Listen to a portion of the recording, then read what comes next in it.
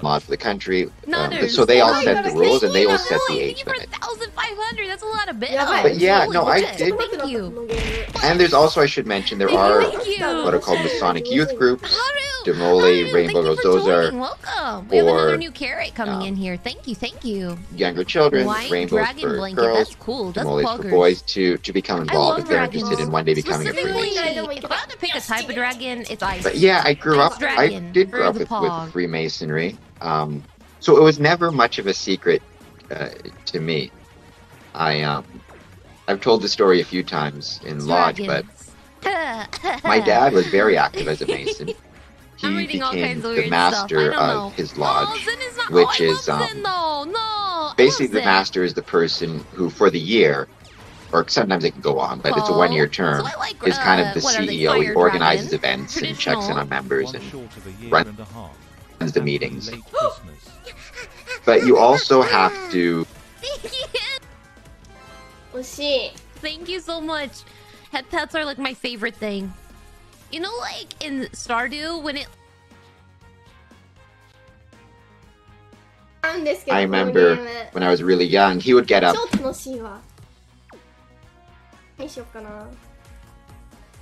early to go to work for like 6 o'clock. thing, I put head pats or cut. He would just be sitting there talking to himself. And as a kid, I can't I even would wake up, imagine I'd hear him in myself as the a kitchen, dragon. you know, talking to himself, thinking my dad's going crazy. Orange But of course, orange. he was just practicing his work. Like Oni? Like an Oni? You know what I mean? Like those little like And now I'm doing the same floofy, thing, like talking to a myself bunny in my tail combined kitchen. with a dragon tail. I don't know how that would look like. It'd be just my tail shaped To, as a you know, dragon Christmas tail. parties at the Masonic Temple. That would be a little bit And going dangerous. to see him after But- meetings. Oh, and then I could have like long nails that are like orange. That'd be cute. It's always a I don't part of know. my life, be and I always fusion. assumed that I would join sooner or later. And I'd have like bitty wings. If Little not bitty in Winnipeg, wings. where I grew up, I then can't fly. I ended I up don't think I could fly. So is Oh, it maybe I could do like massive hops. man's But love that's do about it. women attend? And right, Dante, thank you for 6 months. Thank you. I don't know. I'm already kind of powerful. Yeah. I don't So yeah, so the could in fly. Ontario, there are different With my jurisdictions ears, if I again could which fly like have different Dumbo. rules. Is I think we'd the all be in trouble. I'm gonna be honest. It's probably for the best. you know, to be a Freemason, you have to be Good morning, Atlantis Wolf. over I had a 21 years wonderful old, Christmas believe in a break. supreme being. We also But did there a little are stream yesterday. so the If you missed it, make sure you watch it, okay? I can't think of the term now. Gingerbread Man. The sorority. Which version I did is eat called- a little bit of him, just so you guys know. That's the sorority. Vanessa. Rainbow, which is for And Timothy, thank for you. younger men, younger Timothy, boys. not five. And then oh my mind. there are some Wait, where's female my mind Freemasons at in right other now? Thank you. jurisdictions.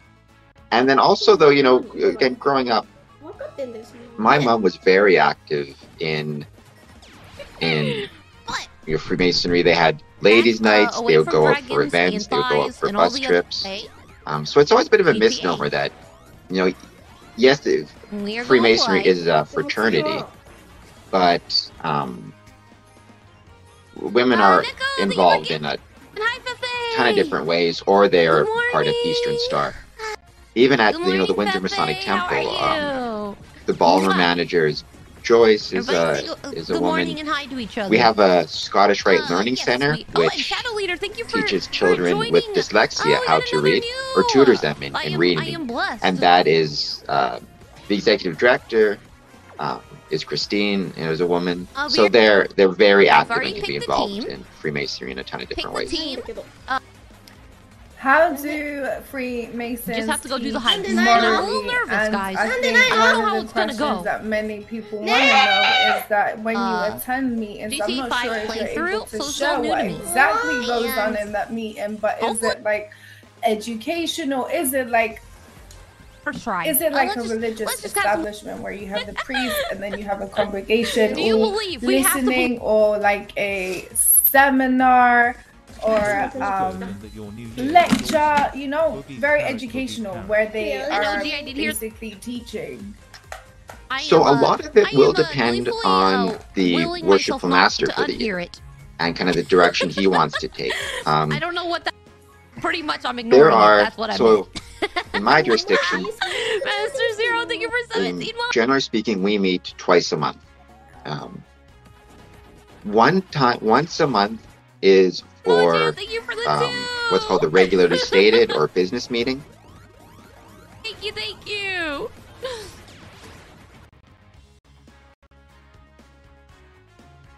That so much of that is. Lord help. Nighttime. Thank you for 200 biddies. Okay, so we're gonna do a heist, guys. Wants. Tools in here. You know, as with any group and organization, you know, it's business meetings. We got some. We have committee reports. So especially, you know, one of the common, you know, sick and visitation committees. Family member who's sick. Anybody needs some assistance. You know, anybody need benevolence. Thank you so much. Or whatever it is, and do they need assistance with it? And then, yeah, you can. Again, depending on. Millie, thank you. You guys are amazing. You better not add that back ever. Okay, that's just something we're not going to have. You can have a history of a famous Freemason or history. Or it doesn't even have to necessarily be about Master. I don't trust you guys. He had just graduated from medical school, and he was certified in first aid. On first aid and CPR, and what to do if somebody is, Neko, you know, you need to help. The other day, because I always read out comments that are deleted. I'll bring the but that was kind of funny. They may do, you know, we just had a meeting where we engaged, we brought in a guest speaker, and we did. Thank you. Somebody said redeem cock. Something different and unique to try out, you know? Is that the sound alert that said, nice? There, make sure any organization can function. You know, what's the bank balance? Are the bills paid? Do we have any correspondence we need to get?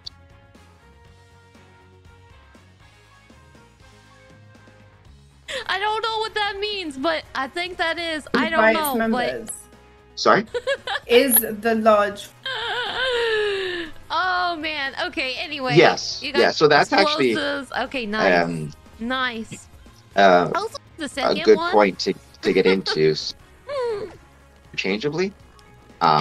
So, just to go through it quickly, and a Masonic temple is where Freemasons meet.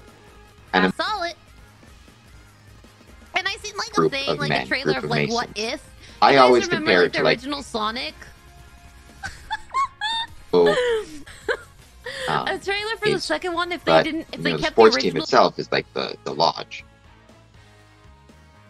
Meet at the same. Like a really cursed Tales temple. So for in an alternate universe, we could have had the Masonic temple. We have 7 lodges that meet there. Different nights of the week. I'm a member.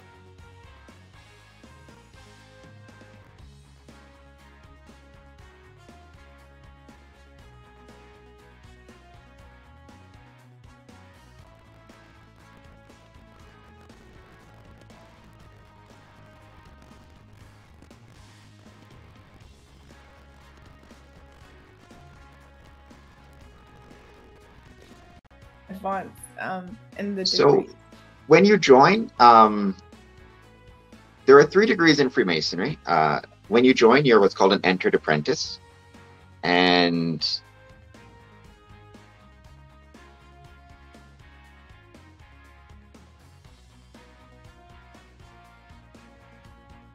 then you become a fellow craft, and then you become a master mason. And once you're at the Master Mason degree, you're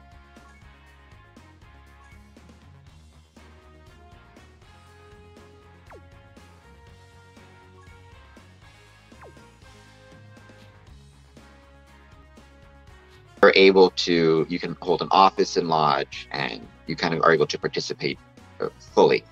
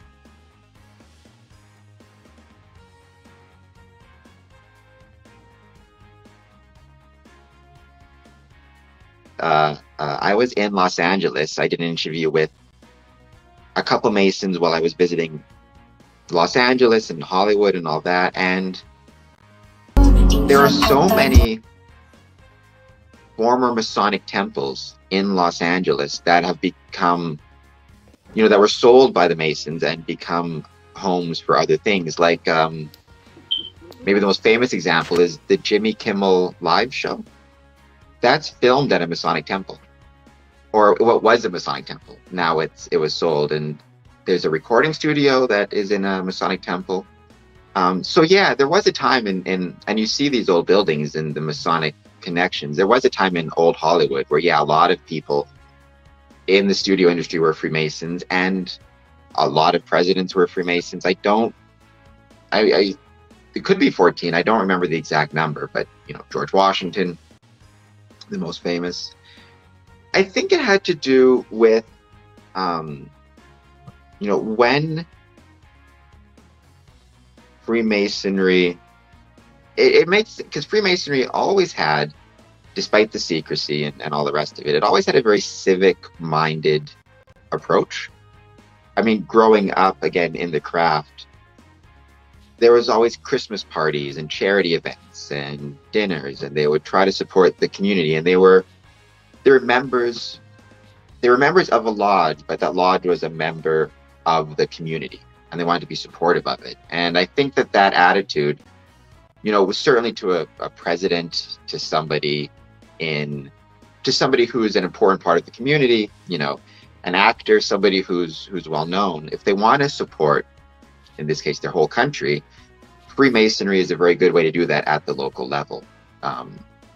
And certainly, you know, it can't be denied that when Freemasonry was so big in the 1920s and the 1950s, there were a lot of politicians and people who joined as a way to get votes, for better or worse, right? If you were running for mayor in your small town and 10% of the population are Freemasons, 10% of the men are Freemasons, you know, you're going to join to try to get some votes. Same thing with certain business owners in the 1920s. It was common to join as a way to try to get business.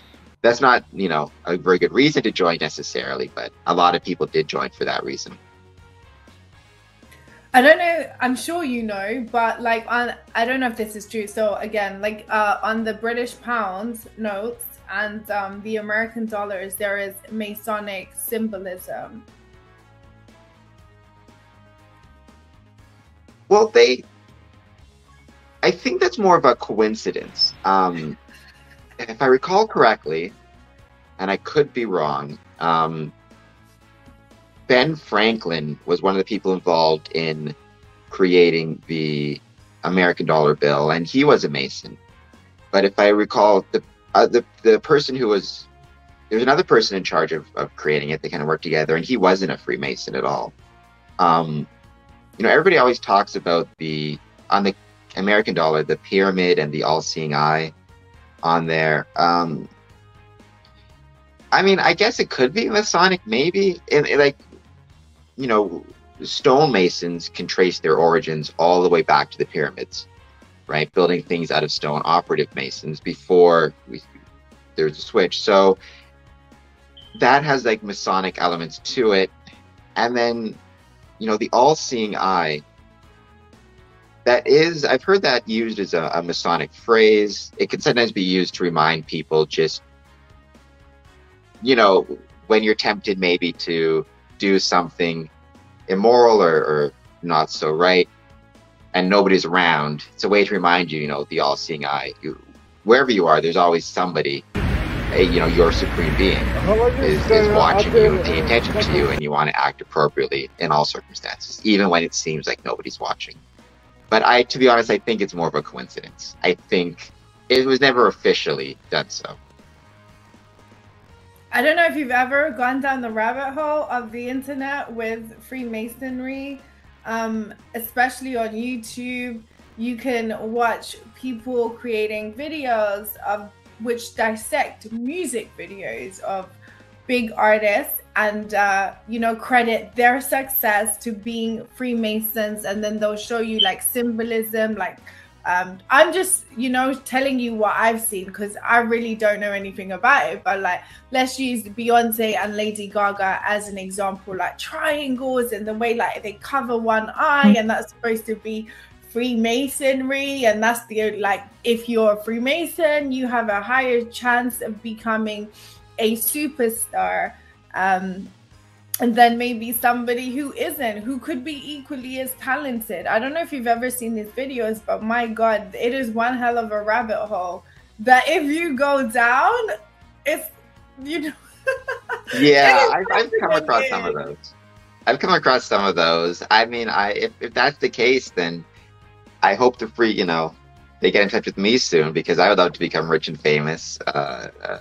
So far, no luck. I mean, yeah, I've come across those. And there are, in fairness, some of the more fun and enjoyable kind of, not conspiracy videos, but they're like fantasy stuff, like Dan Brown, right? The Lost Symbol just came out on, I think it was Amazon, but The Lost Symbol is everybody's favorite, every Mason's favorite book, because that deals a lot with Freemasonry, and it has a fantastical elements and global conspiracies, but it's also very kind of respectful of Freemasonry, which is great on the part of Dan Brown. And even one of my favorite movies of all time is From Hell, starring Johnny Depp, where he plays, it's about Jack the Ripper, but in the movie in that movie, Jack the Ripper is a Freemason who's protected by the Queen and all this fun stuff. So it can be kind of fun sometimes, some of those conspiracies. I like a good conspiracy as much as the next guy, I guess. But practically speaking, yeah, I've been a Mason for 13 years. I've yet to get any phone calls from Hollywood trying to make me a superstar. But if it happens, I'll be sure to let you know.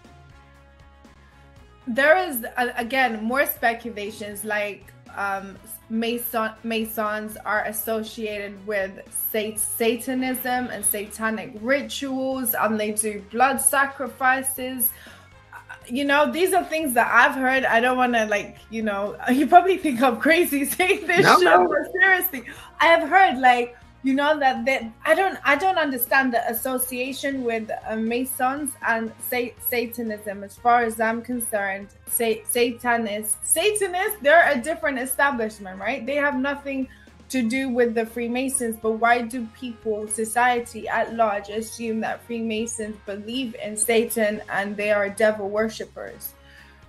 I don't know. It has come up. I've seen old writings and tracts, implying the same thing, that Freemasons are devil worshippers. I don't know where it comes from. In my 13 years as a Mason, being very active, and also, I travel around a lot. So I've attended lodges throughout North America. I can say Satan has never come up, nor do I know any Satanists who are Freemasons. I don't know a lot about what Satanists believe, but I don't think that they would want to join Freemasonry. I'm sure now there'll be some comments. I'm sure there's one somewhere, but I don't know of any. And yeah, Satan and the devil have never come up in lodge. So I'm not sure where that comes from, beyond, again, some people misunderstanding the idea of secrecy, I think. Again, it goes to, there's secrecy in the sense of, the initiation and the degrees. I always view those as important to keep secret because they help connect Freemasons to each other, both presently and in the past and in the future. And if everybody knows it, then it's one less point of connection that's special between you and your brothers. But there's a difference between that type of secrecy and, hiding ourselves from the world, which we certainly don't do. Our temples are always well advertised as Masonic temples. We regularly host open houses, do charitable works, donate blood. So we are an active part of the world, and we certainly aren't keeping ourselves secret that way. But I think that might just be a misunderstanding of what is meant to be secret and why it's kept secret. I think because there is no clear answer, people just form their own answers, you know? So they take a little bit of this and then they take a little bit of that, and somehow they get somewhere completely on the other side because they have nothing to base it on, you know? So it's like I've experienced this when telling everyone, oh, my guest actually hosts a podcast on Freemasonry, and they, you know, I've heard so many, and I'm like, what are you basing this on? And they're just like, research. Like, where are you getting this research from? The internet? You know, is it really accurate? So like, and I'm telling you, blown out of proportion to the highest degree. Like it becomes like some mythological fantasy that is like, yes, and there are dragon slayers and like that. You know, it's insane, honestly. And they sacrifice body parts and blood, and it is blown out of a massive proportion. I mean, and that happens, not to get like not to become political, but you know, we see that happen with a lot of different things nowadays on the internet, where it's so easy in the course of doing research to fall into a rabbit hole, whatever that rabbit hole may be, and then you end up going down some very interesting paths in a lot of different areas. But Freemasonry is definitely one where oftentimes, and you know, I'm not the only podcast out there. There's other really great ones, and there's a lot of good information on there's a lot of good information on YouTube and online about Freemasonry. The challenge is, and this is true for the internet in general, right? Somebody's not necessarily going to know when they're looking up information on Freemasonry what's accurate and what's not accurate. It won't always be obvious to them, and if they find the inaccurate information, that can lead them down more and more inaccurate paths. You know, I always suggest, you know, a good way to start if you want to know the information you're getting is accurate is, you know, start by looking at the Grand Lodge for your area. So wherever you're from, there should be a Grand Lodge which is responsible for Freemasonry in your area, in your country, in your state, in your province. And that's usually at least a safe place to start. So have you ever received any backlash or people attack you for your Freemason association because they are ignorant and they think that you are associated with, you know, a satanic rituals and satanic beliefs? I've been very lucky. You know, I've never had any backlash or any troubles. I mean, there are jokes. You know, I think every Freemason has got some type of joke from their colleagues or their friends or whatever it is about conspiracies and taking over the world. Yeah. And all that type of stuff, which is fine. I like good jokes much as the next guy, but any serious backlash or anything like that. But, you know, I will say there have been times in history where there have been anti-Masonic movements. During the World War II, during the Holocaust, Freemasons were put in concentration camps in Germany and German-occupied areas. And there are places where, I can't think of any countries off the top of my head, but where Freemasonry is illegal. But in my case, again, because Freemasonry, you know, it kind of is so, even with the conspiracy, it was so ubiquitous, especially in North America, so popular. No, I've never got any backlash on my end. So tell us a bit more about your podcast. Like what is it? I mean, can't talk properly. So, you know, like, do you release the episode every week? Do you only invite Freemasons on, you know, for those that we're trying to direct them to your podcast? And you were a master at the Masonic temple. So yeah, that so is pretty a high profile role in the Freemason. I'm sure you've made some really good contacts being a Freemason, right? Yeah, I've been very lucky, and I always tell new Freemasons, you know, the best part of being a Freemason is the travel and the contacts. And if you're not traveling, I know it's hard over the last 2 years to travel, then you have to switch more to virtual traveling and contacting Freemasons on Zoom and things like that. But traveling is such an important part of it, because you can go, once you're a Freemason somewhere, you're a Freemason anywhere. So as soon as you join, even though I'm a member of lodges in Windsor, so long as I've got my dues card, I can travel anywhere in the world and be welcomed in a Masonic temple and a Masonic lodge and attend their meeting, and the people that you meet are just so amazing, and the chance to visit another lodge in another temple, it's really the most underrated and the best part about the craft. And so to any Masons out there, if you're not traveling, try to travel as much as you can, because you're missing out on such an amazing part of it. So the podcast, I try to publish a new episode at least every week. But I do like what you asked, because I think it's really important. You asked, do I only have, or do I exclusively have Freemasons on the podcast? Right? And I don't. Because one thing I think this is an area where Freemasonry really fell down in the last 30 years, and I think it's really did fail in this area, is it started to become incredibly insular.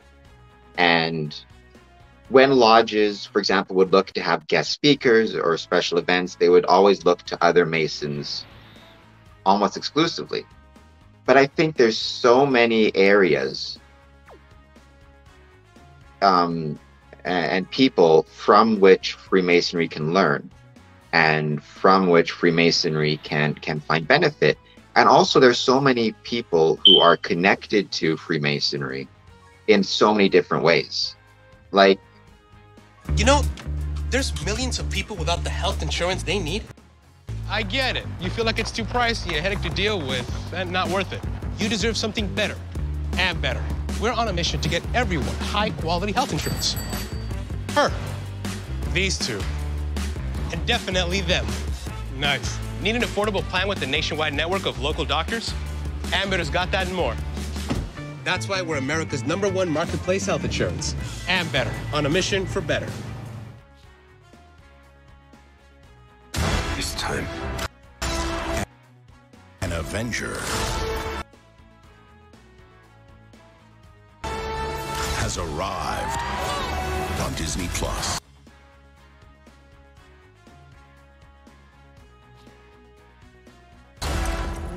There's an Avenger in my home.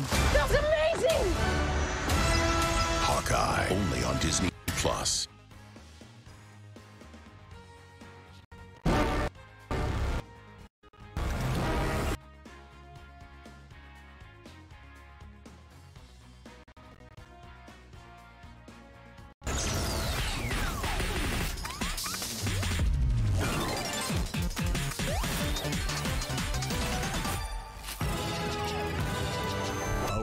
Man, we went over this. I'm cool. And like, he was flying in.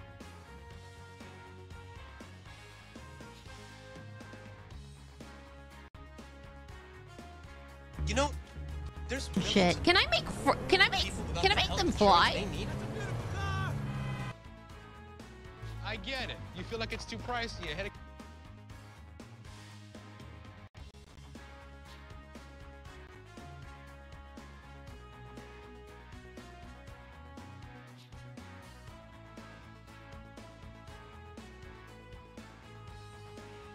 I think the advantage comes from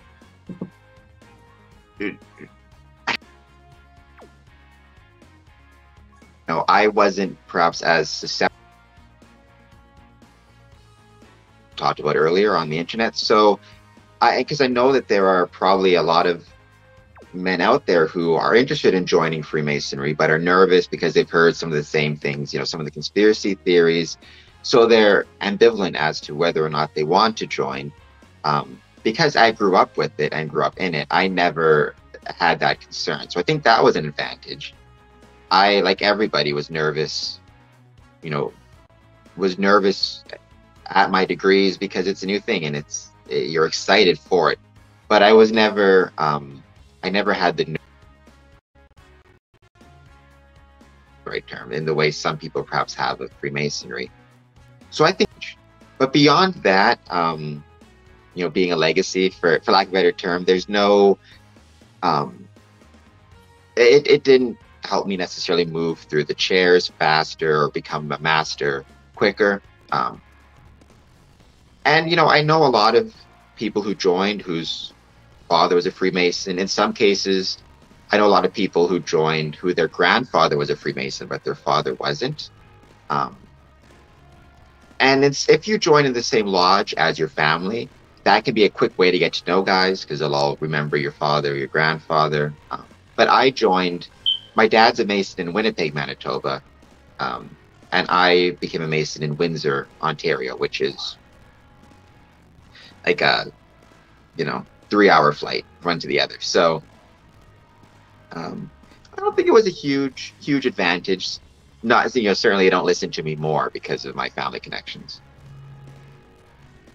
Did your father expect you to become a Freemason? I don't know if he expected me to.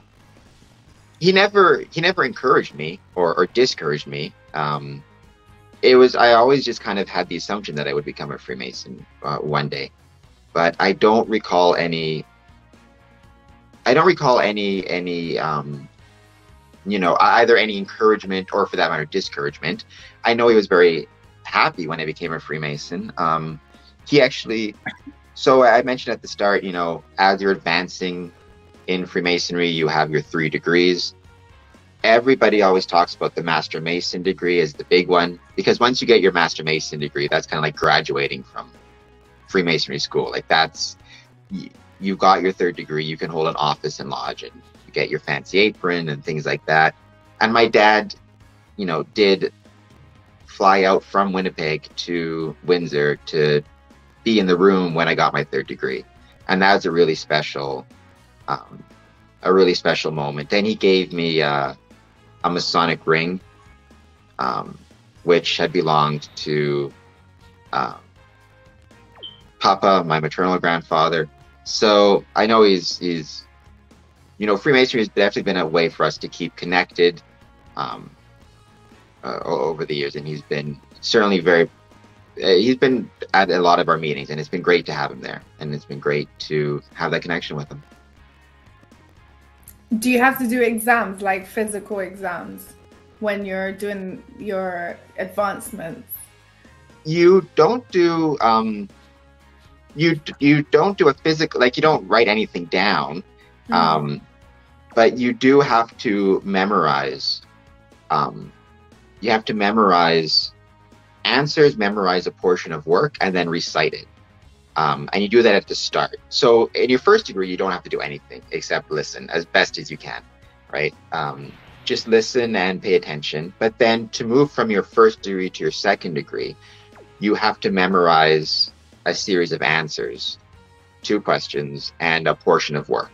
And at the start of your degree, you recite what you've memorized, and then if you're able to do that successfully, you move on to get your degree. And you have to do that in each degree, moving up. So, I was really lucky. For whatever reason, I think I'm pretty good at memorization. So I never had too much trouble with it. Other people, it's like any skill, right? Some people are really good at memorization, some people aren't. So, I always advise guys to just take their time, because some guys really want to rush and get to the next degree and get to the next degree. And, the lodge isn't going anywhere. So take your time, because it's important to memorize the work as well as you can.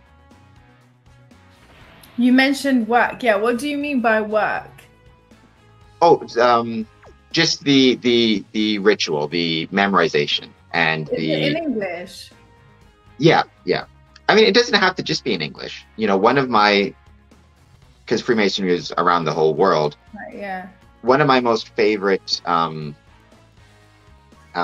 memories is visiting a lodge where they did their ritual work. It was in Mexico, so the ritual work was in Spanish. So, and I don't speak Spanish myself, so I guess technically I didn't know what they were saying, but I did know what they were saying because I could recognize the beats and the parts, and I was like, you know, oh, they're opening the lodge, they're closing the lodge. You know, I recognized I could understand what they were saying, even though I didn't speak the language. And that's that, you know, wonderful universality of the craft, which is even though I'm in a place where I don't speak the language, they don't speak my language, I'm able to, you know, meet with them, and, you know, we're able to recognize each other as Freemasons, and I'm able to sit in lodge with them and hear, and I'm able to, in that moment, understand a different language, right? Because there's lodges in Japan, France, you know, everywhere. So that's one of the things I really love about the craft is it's, you know, everybody's speaking their own language, but we're saying the same thing. Yeah, I understand that. That's beautiful. I agree for sure. And you know, that's I feel like this is all just me giving advice to new Masons. Yeah. One piece of advice I always give is learn how, when you're new and you want to travel, learn how to set up a lodge. And what that means is, so every lodge has a worshipful master for the year. Every lodge has a junior warden, which is an officer. He's responsible for setting up food and refreshment. Every lodge has a senior warden, which he's like second in command type of thing. And they always sit in the same place in a lodge room. So when you're new, learn how to set up a lodge, learn where each officer sits and what goes next to them. So that way, if you're in a place where you don't speak the language, but you need to prove you're a Freemason, you can go and you can set up the lodge for them. And that's how they'll know that you've sat in lodge before and that you're a Freemason. Okay. So you mentioned earlier that you get a card, yeah? What is that, like a drive? So I imagine it's like a driving license. You have your picture on there and then your name, right? Or is it? Every jurisdiction is different. Some do. Ours are still pretty old school, to be honest. In Laminated cards. Yeah, we should. I mean, I'm not gonna lie. Ours are very old school. Let's see. I think I've got mine in my wallet. I'm just trying to pull mine out. Oh yeah. So see if you can. That's mine. Wow. That's for just one of them. Cool. Yeah. But Okay. you know, lodges themselves create their own dues cards. So I have seen some, like my dad's dues card, puts mine to shame. It's got his picture on it. It's got a QR code where he can scan to see what's going on with, like, because a lot of times lodges have websites they'll put on, you know, announcements and things like that. So every dues card will be a little bit different depending on the lodge and how they do it. The most important thing is it'll have a seal on it, which is stamped to show it's official, and it'll have the date that the dues card expires. So it actually has an expiry date on it. Yeah. So because every year you pay your dues. So Right. you know, my dues are paid until the end of next year. So my dues card presently expires December 31st, 2022. And then, you know, next year when I pay, I'll get one that expires 2023, that type of thing. There are some guys who are life members who, I forget the formula now, but they pay a big lump sum and then they're members for life. And so their dues card says life membership on it.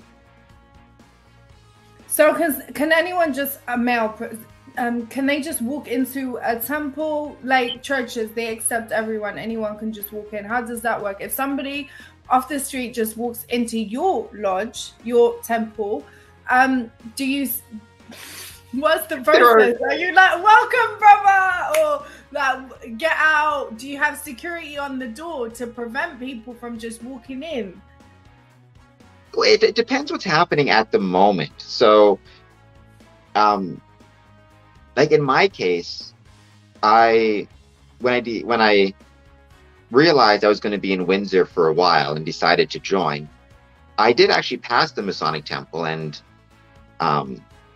I tried to go in, but the doors were locked because nobody was there at that time, right? Different Masonic temples have different hours of operation. They have offices that are open different times. So I actually wrote a letter.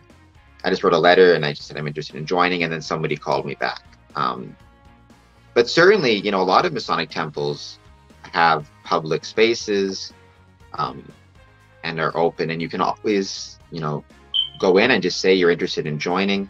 If there's a meeting happening, like an actual Masonic meeting, you're not able to walk into the meeting, but certainly, you know, we've done this in our lodge, you know, after we meet.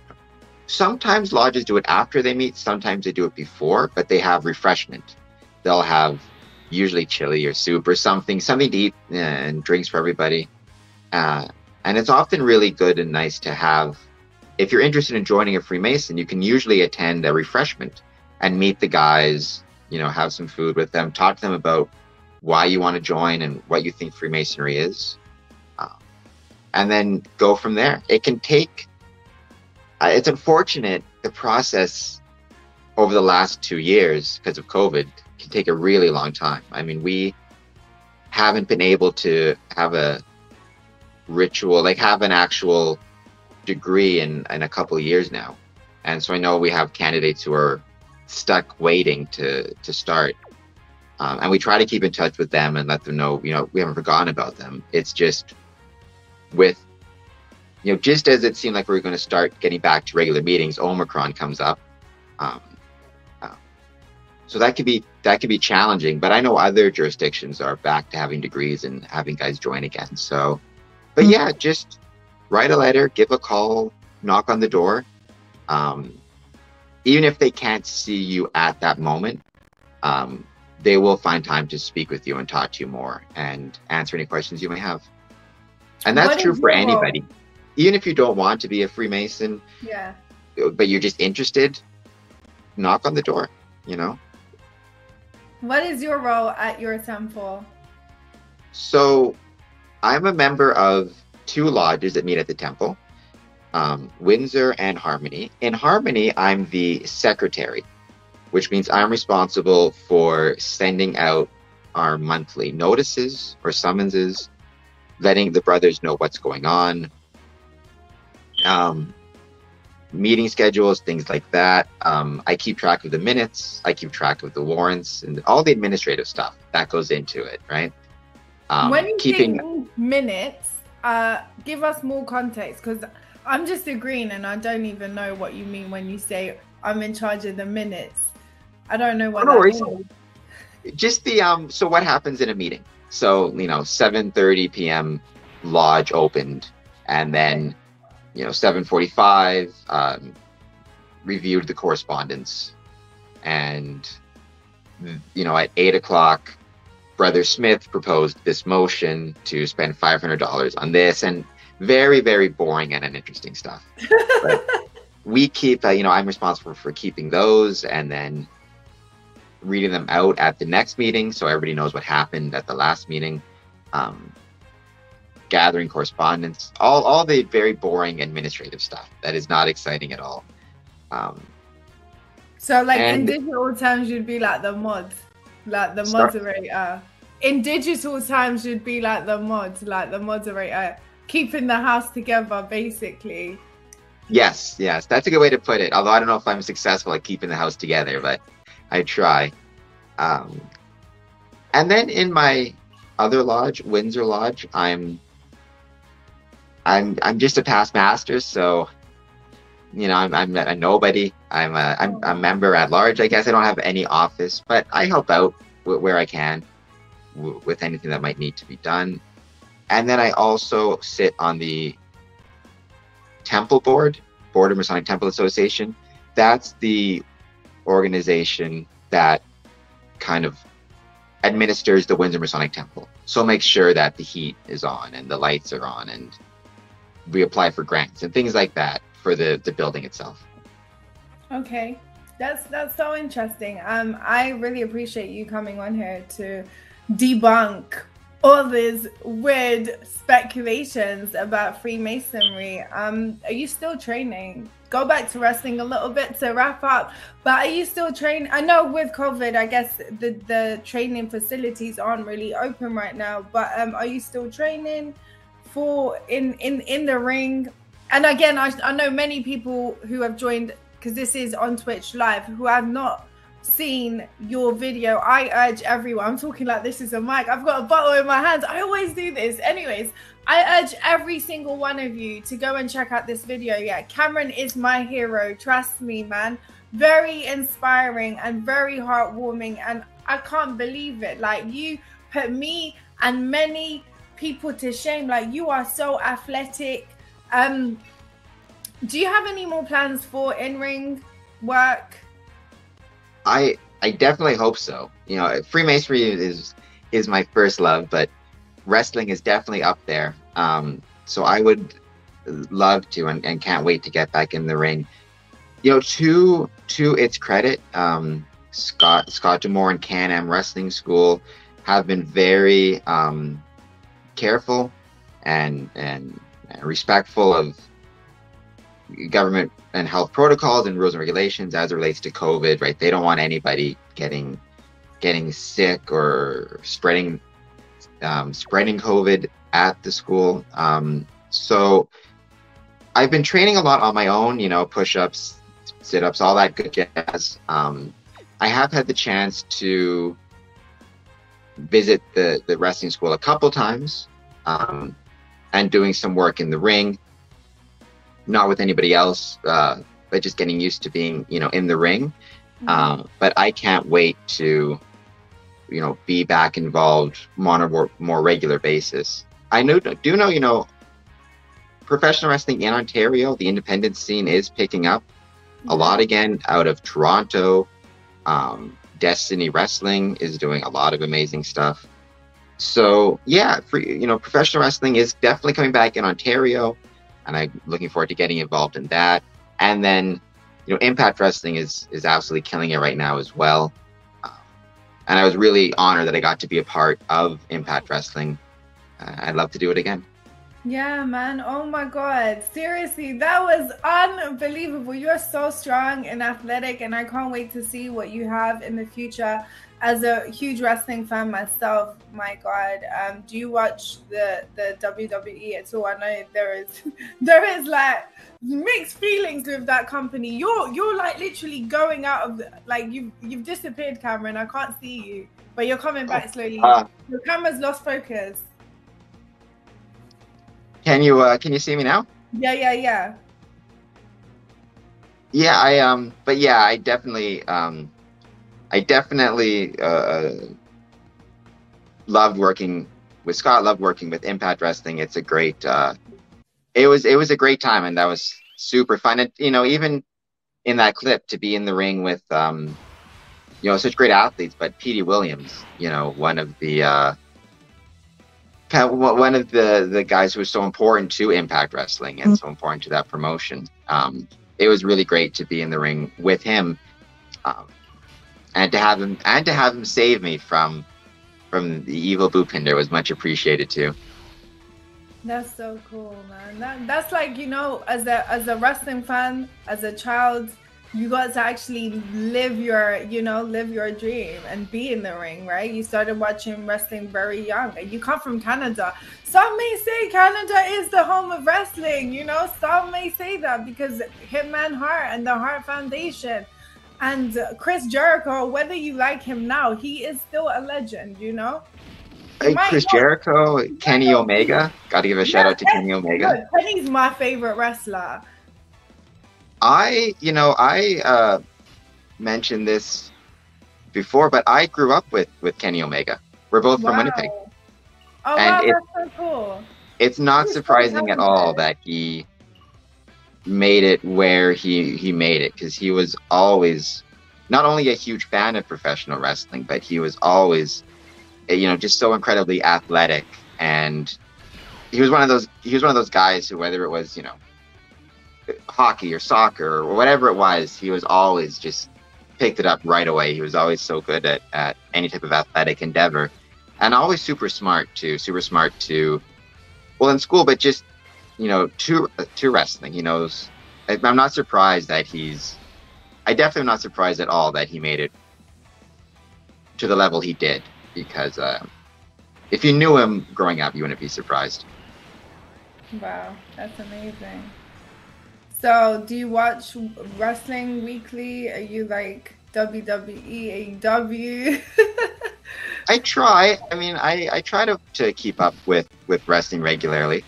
Like I said, because of where I trained, and my my allegiance first goes to Impact. Yeah. Impact Wrestling, and I do think they've done a real hot streak lately with all the talent that's come through. Yeah. Like they had Kenny Omega, Yeah. Good Brothers, Christian. Like, there's so much talent going through those doors. And then I think roster wise, obviously WWE and AEW have the bigger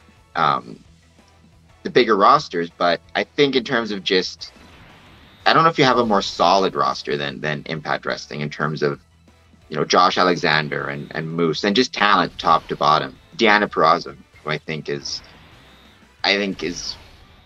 one of the, if not the best female wrestlers out there. So I mean, Moose, Trey Miguel, they've just got so much amazing talent.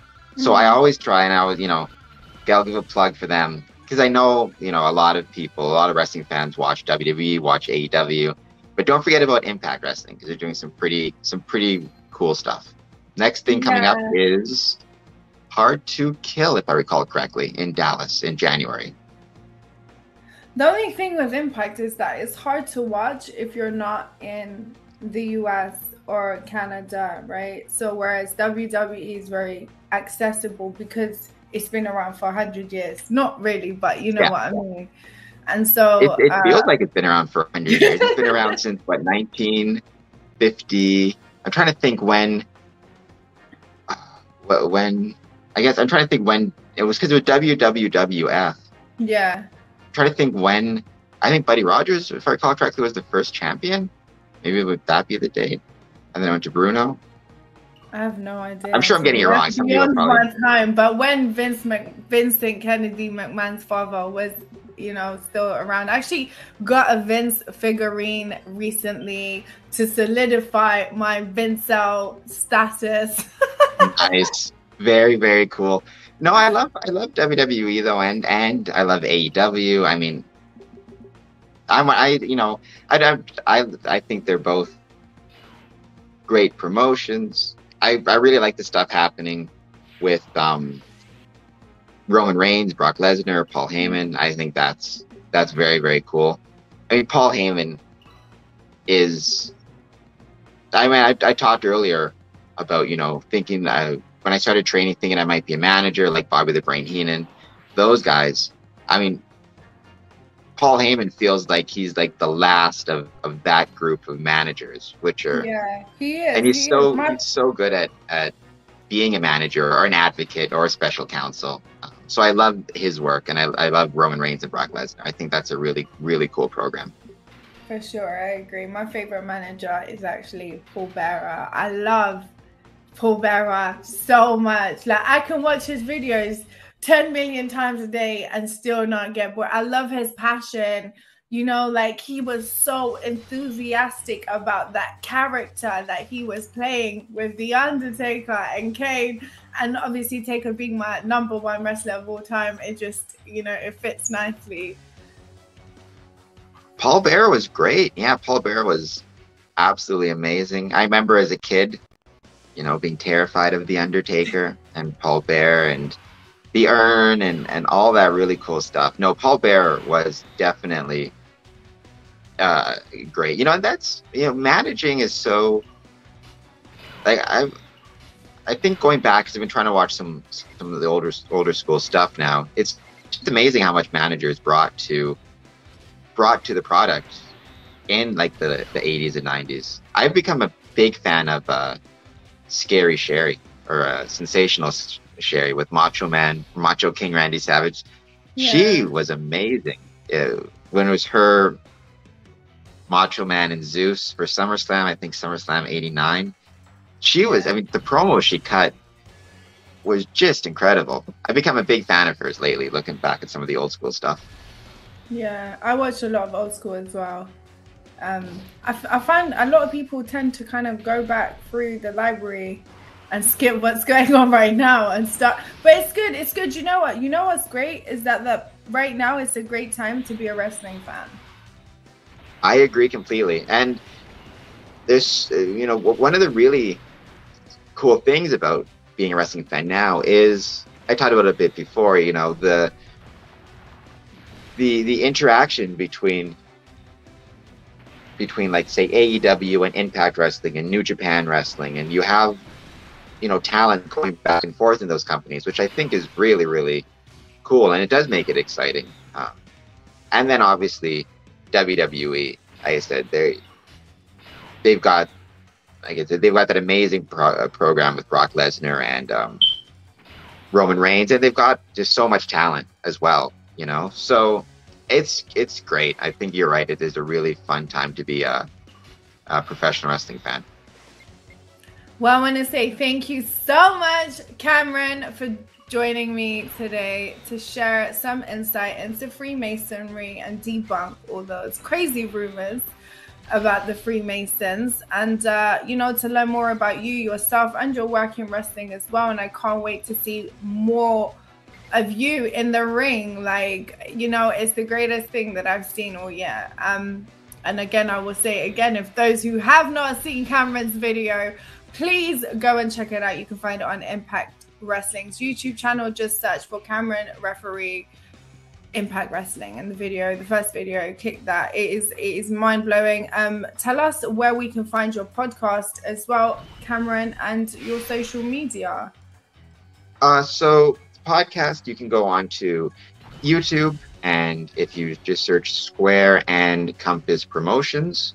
I also have a clips channel where I post some shorter clips, which I've just started, but my main interviews, Square and Compass Promotions, it's on YouTube, it's on Spotify, Apple Podcasts, most major locations you can find it.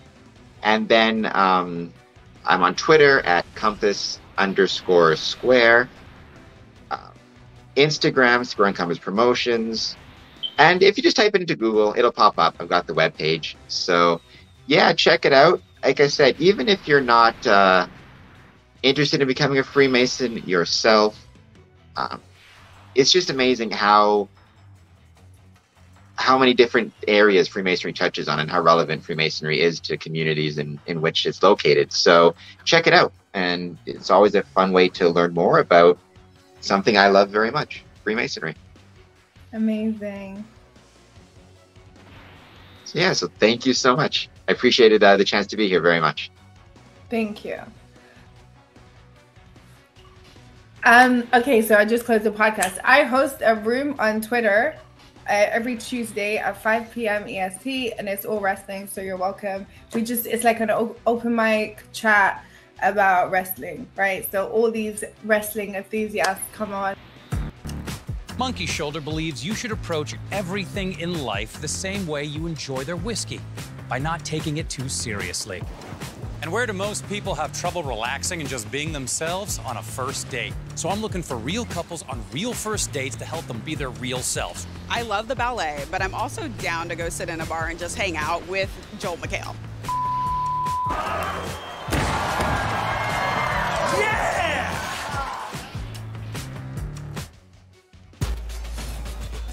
With 26 flavors, got a sauce for every squad.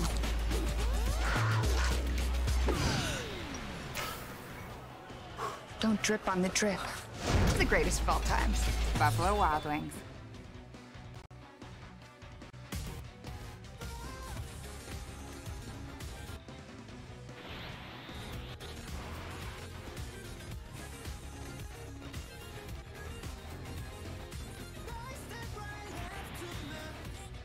Of the game. So far, I think my favorite is actually like Michael a lot, but I think I like Franklin the most. Frankl. I'm rooting for the guy, you know? I like Franklin. Most people nowadays recognize more and more, right? That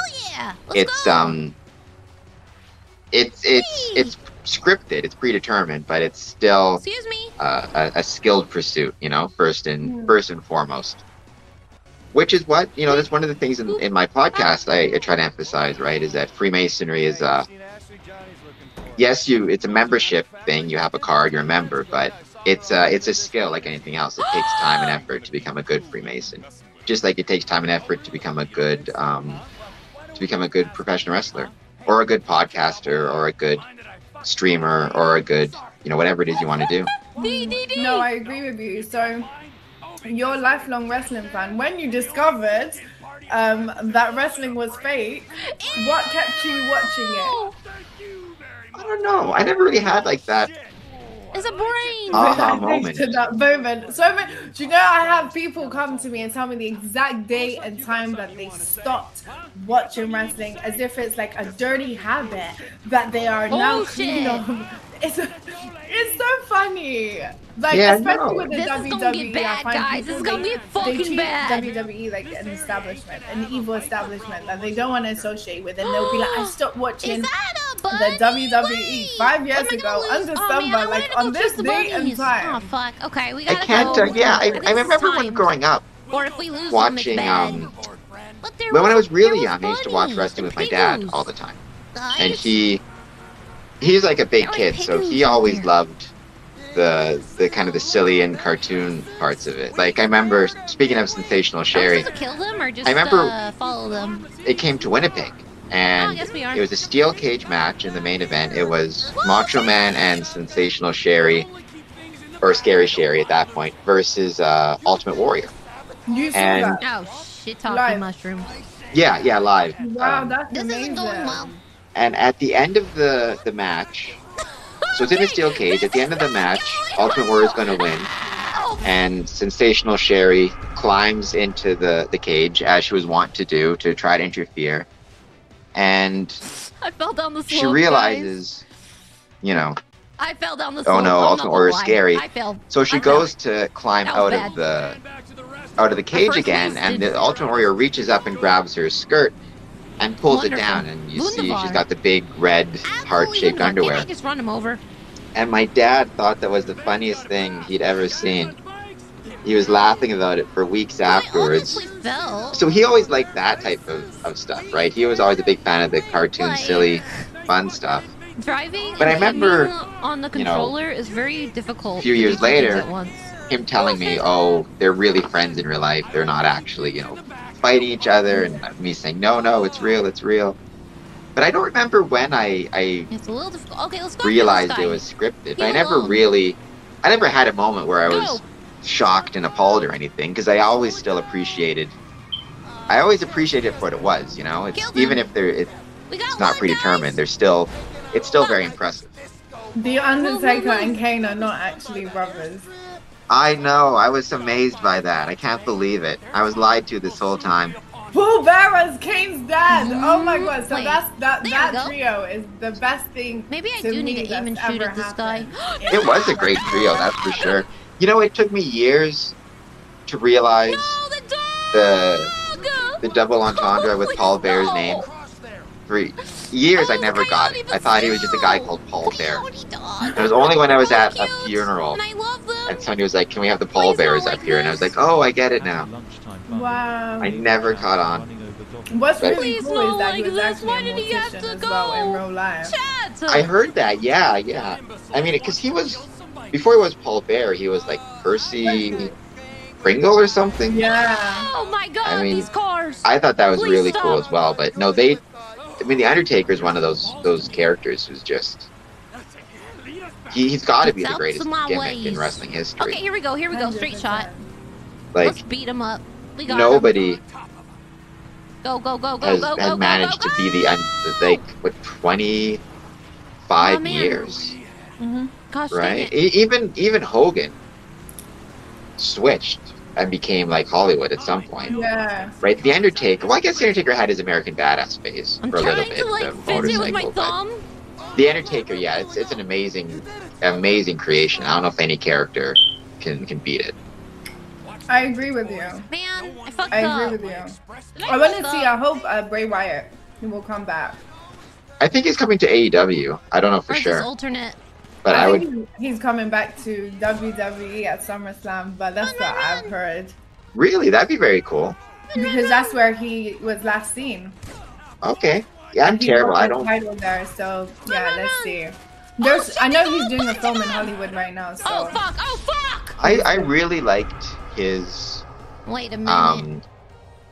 his actual like Bray Wyatt, that like the Swamp Man character. I never really enjoyed the Firefly Funhouse stuff, but I loved underestimated them. I loved his It's Swamp fine. People gimmick. I thought that was really It's cool. fine now. Yeah, so yeah, I want to fine. say thank you so We much for are coming on fine. here to speak Freemasonry Yes. and of course wrestling. Yes. I will send you a link tomorrow. You can join us to talk Yes. about wrestling, and you can share We some are insight fine. into like Canada and Copium. wrestling, because Canada is such a Staple staple in wrestling. ability You increases know, the damage It is and for some sure. of them Yeah.